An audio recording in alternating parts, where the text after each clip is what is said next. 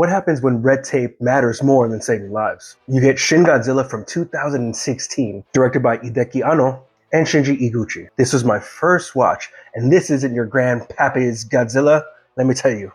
So like most Godzilla films, it gets straight into the action, but it takes a different turn.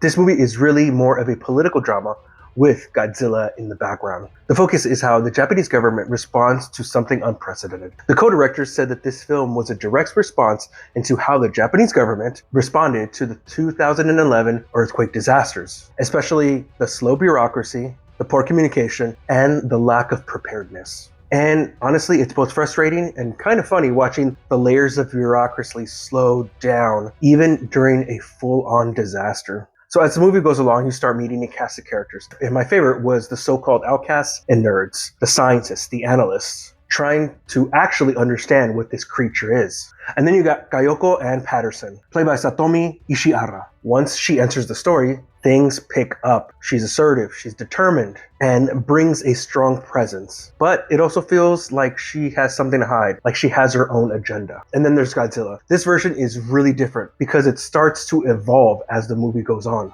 And it's kind of unsettling the way that they show it, almost like a body horror, but for Godzilla. But in watching this movie, it also got me thinking. Japan has Godzilla. The UK has James Bond, very integrated in their culture. So what does the US have? I guess you could say we have King Kong, but there's not enough movies that come out regularly. So whether I would make it Marvel, the MCU, or the Fast and Furious movies, I really don't like those options. But it's really interesting to think what represents American cinema in the same way. Overall, I really enjoyed this movie. It's a unique take on Godzilla that focuses more on the response to the destruction, and it works. But now I kind of want a version of this movie where Kayoko becomes the president of the United States.